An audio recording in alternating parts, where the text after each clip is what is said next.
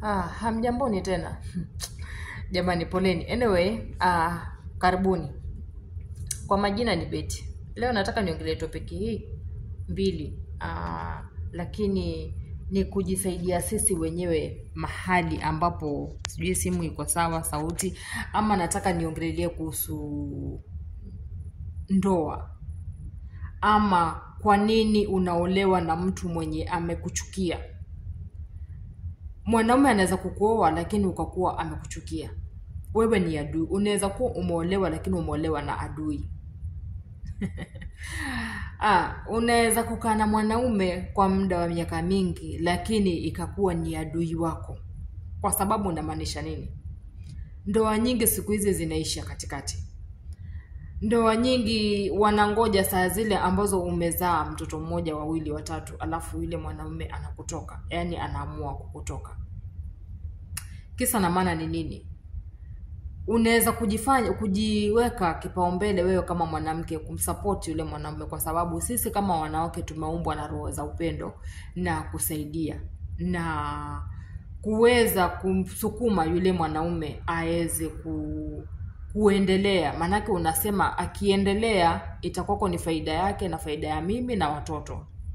Hivyo ndo sisi tumeumbwa wanawake. Lakini wanaume wako different, wako tofauti, kwa sababu mwanaume anaweza kuwa wako na wewe lakini wewe si type yake. Wewe si yule mwanamke anayetaka. Tumeelewana? Ako na wewe kwa sababu uko available kula huwa wakati, ama unaweza kuwa uko na yeye lakini wewe unamsaidia pakubwa sana kwa kimaendeleo yake yeye mwenyewe. Ndio sababu yule mwanaume atakaa na wewe pamoja, ama atakuwa amekuoa akakuweka kwake kwa sababu unampatia big support. And that is fine, si makosa. Lakini wanaume wanatuchukulia makosa. Wanatuchukulia sisi kama we are nothing. Wanatuchukulia kama ni advantage. Niko na yeye huyu ni kambe hana mahali pa kuenda, ambao sasa ni makosa. Kumbuka wewe pengine kama mwanamke umesoma. Kumbuka wewe kama mwanamke una degree zako. Kumbuka wewe kama mwanamke uko na maisha mbele ya huyu mwanaume.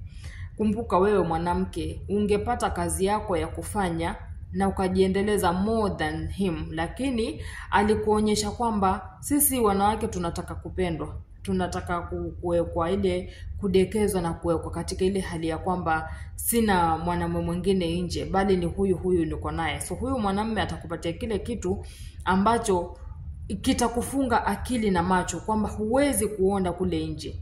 So unajikuta uko pale pale, umepoteza muda, umeshafikisha pengine miaka 40 hapo kwenda mbele 30, hapo pengine uko hapo katika hiyo age, and then yule mwanaume umeshamsukuma katika maisha yake, ameshapata kazi yake, pengine ni content creator, ashakuwa famous, pengine ni musician, amekuwa celebrity, pengine ni mtu na biashara zake zimepanda juu. Sasa zikiwa zimepanda juu, ile mwanaume ile pesa anaanza kuingiza. So wakati mwanaume akishaanza kuingiza ndo atajua kwamba wewe humfai. Na inasikitisha. Inasikitisha kwa sababu gani? Wewe kama mwanamke you have lost. Umepoteza muda.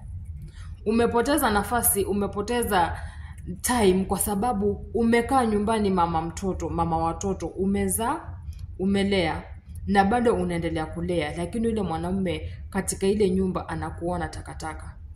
Kwanza mwanamume ukianza kuona mwanamume anaanza kukutania na matania kwamba umenona, umekaa kama sijui kitu gani, ama pengine umekonda, yani vile vitu vya kukuweka chini. Na wanaume kama hawa wanapenda wanawake ambao wako ngangari, wanawake ambao wako na akili ndefu. So anakuchukua, anakuweka ndani, anakuonyesha mapenzi, alafu sasa anakudidimiza chini. So wanawake be careful. Mkuwe chonjo na mkuwe macho sana. Hawa wanaume wako pale kwa kuchota akili na uwezo wako. So atatumia intelligent yako kukuweka chini.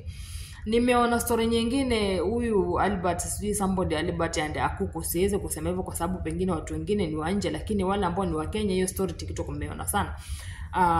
wameishi na bwanake for like kama miaka kadhaa hivi 19 hapo na wamezaa, lakini what happened, mwanaume amepata nguvu za kuleta mwanamke mwingine ndani ya nyumba, ama amepata nguvu ya kuleta mwanamke mwingine ama kutembea na mwanamke mwingine, na huyu bibi alikoko yuko, so amemuonyesha madharau. Na si huyo peke yake, that is just an example, lakini wanaume wengi atakuonyesha madharau kwamba hufai akileta mtu mwingine mbele yako.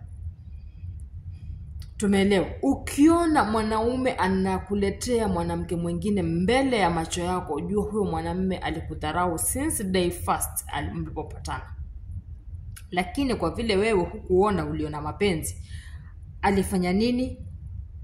Akakupenda na wewe ukaingia box, alafu sasa ukamsupport akiwa hana kitu from the scratch. Tunaambiwa wanawake hatusikii. Usisupport mwanaume kiasi cha kwamba atakupita kiwango hapa, kwa sababu akishakupita yule mwanaume, juu hakuna maendeleo yoyote utakaofanya, bali yule mwanaume atakuonyesha madharau, sasa ndo akudidimize chini. Be careful. Kuwa na makini na yule mtu ambao unakuwa naye. Acha mwanaume iwe anakupenda yeye, atakuhudumia chenye ambacho wewe unataka, lakini usimpende mwanaume kiasi cha kwamba wewe ndio unahudumia kila kitu. Unalipa school fees watoto, unalipa nyumba, pengine mahali ulipo, pengine umefanya bidii umejenga, na wewe ndio umepata loni, viwanja, nini, pesa huko, umekopa ukakuja kufanya nini, ukajenga. So yule mwanaume hata akileta mwanamke mwingine pale, utasema ni kwangu, siwezi kutoka kwa vile nyumba ni yangu nimejenga, ama hiki kiwanja ni changu nilinunua na nikajenga. Utaogopa kuenda. Kwa sababu gani? Pale ni kwako, umewaste, umeharibu muda wako, umejijenga pale. So yule mwanaume atakoko ataka kuleta yule mwingine ambao hakuwa amefanya jambo lolote, hakuna jasho lake pale, lakini anaweza kumleta pale kwenye nyumba na aweze kutaka kukaa na yeye pale nyumba. Lakini sasa kwa vile wewe huwezi kuuza ile nyumba, pengine umejenga katika kiwanja cha kwao, huwezi kuuza ile nyumba. Anyway, huwezi enda mahali, utakuwa unakufia pale kwa sababu ya dhiki. So let's normalize wanawake. Wakati ukitaka kufanya jambo, usifanye jambo ukiwa unataka kumjenga yule bwana.